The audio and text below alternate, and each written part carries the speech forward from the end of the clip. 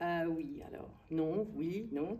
Non, si je réponds comme l'IA, c'est-à-dire si je réponds comme un modèle conversationnel, comme ChatGPT, non, bien sûr, l'IA ne me parle pas, parce que, ma foi, c'est une machine à produire du texte, et c'est un modèle prédictif, un générateur de texte, euh, qui, en fait, est basé sur la récurrence. Donc, il me donne toujours plus de ce que je lui dis. Donc, du côté de l'énoncé, non, l'IA ne me parle pas. Et ça, c'est répondre comme si j'étais ChatGPT. Si je réponds du côté de l'énonciation, est-ce que l'IA me parle? Bah oui, ça me parle beaucoup, bien sûr. Ça me parle pour autant que c'est un élément conséquent dans dans la spire où notre époque nous entraîne, comme dit Lacan. Ça a des effets très intéressants à beaucoup d'égards, mais bien sûr, pour la psychanalyse, son plus grand intérêt, c'est en tant que symptôme. Et de voir la manière dont des différentes subjectivités s'en servent déjà, certains pour créer un grand autre méchant, fin de l'humanité, où la machine enfin va dévorer son créateur humain au niveau de l'espèce. Pour d'autres, c'est la promesse d'un Dieu bienfaisant qui va donner l'abondance à tous. Pour d'autres encore, qu'est-ce que c'est?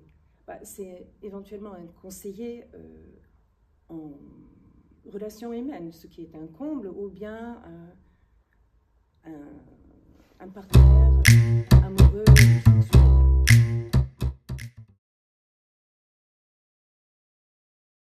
Ce sont des fantasmes transhumanistes, voire intergalactiques, où la question du corps, la difficile question du non-rapport sexuel et de la mortalité serait complètement absent et pour toujours. On voit l'attrait. C'est aussi une machine, une sorte de latouze permanent qui fonctionne 24 heures sur 24, où tout le monde a la possibilité de jouir de sa propre parole. C'est une sorte de jouissance du blabla, mais c'est de l'onanisme en fait. Ça aussi, ça a son attrait. Surtout, on sait qu'actuellement, il y a deux choses qui deviennent un peu paroxystiques au niveau du symptôme dans nos sociétés.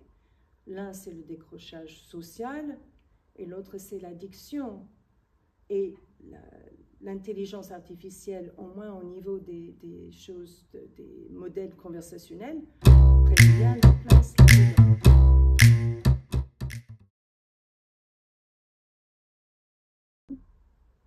Et ce en quoi l'IA me parle peut-être le plus, je trouve le plus intéressant, eh bien, c'est dans son écart avec le discours analytique.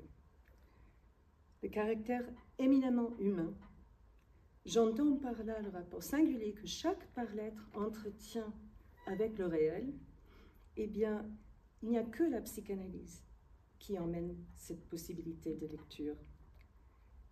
Et ça fait un énorme contrepoint avec l'engouement pour l'intelligence artificielle, où on voit dans un temps record des allocations d'argent et d'énergie, de ressources énergétiques, jamais vues auparavant. C'est surtout l'élément temps qui est époustouflant.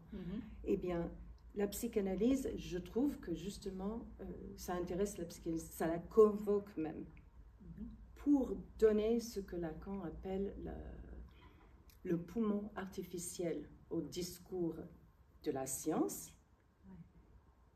Et ça s'entend d'autant mieux maintenant, dans cet écart. Oui,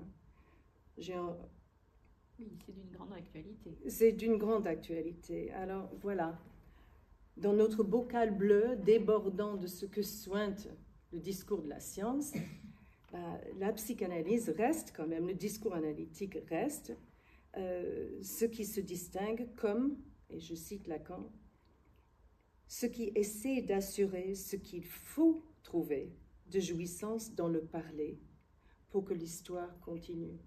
Et ça, oui, ça me parle. Bon, formidable. Merci beaucoup pour Merci à cette vous. liste. Oui, pour que ça nous parle, effectivement. Donc, alors, rendez-vous à la Grande Motte le samedi 6 juin 2026 pour donc ce colloque de l'ACF qui s'intitule « L'IA, ça vous parle ?» Merci beaucoup.